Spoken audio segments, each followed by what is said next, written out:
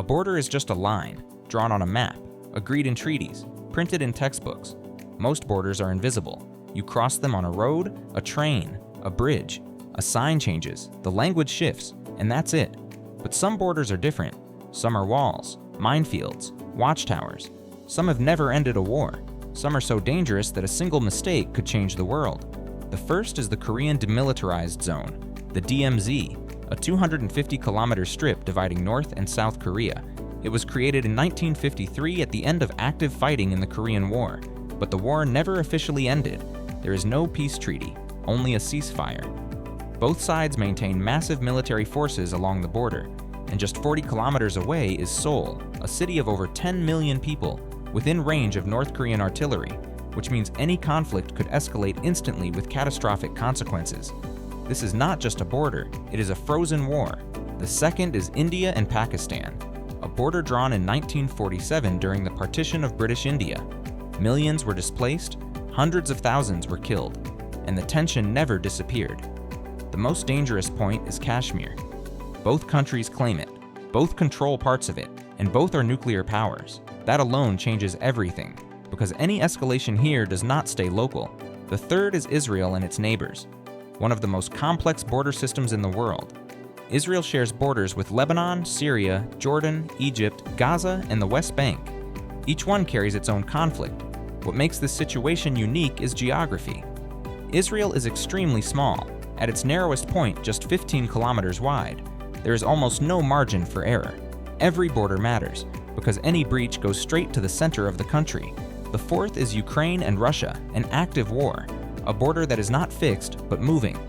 Russia's invasion of Ukraine changed the rules of modern geopolitics. Because for decades the assumption was simple: borders cannot be changed by force. That assumption is now broken, and the consequences extend far beyond Ukraine.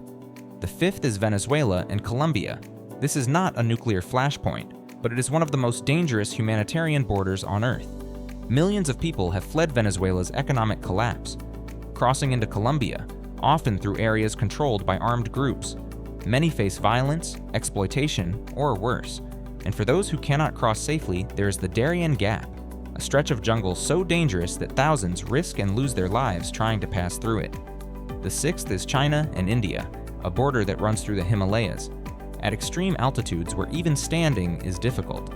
The line of actual control is not clearly defined. Both sides patrol according to their own maps, which means they often disagree on where the border actually is. In 2020, soldiers from both sides clashed, not with guns, but hand-to-hand combat, because both countries understand what gunfire could lead to: two nuclear powers facing each other on an unresolved line in the mountains. So what do all these borders have in common? Different regions, different histories, but the same underlying pattern: disputes that were never fully resolved, lines drawn under pressure, conflicts that never truly ended. Because borders are not just geography, they are history. And history does not disappear just because a line is drawn on a map. The next time you look at the world, look at the borders, not just as lines between countries, but as places where tension still exists, where decisions made decades ago still shape the present, and where sometimes the world is one mistake away from something much bigger.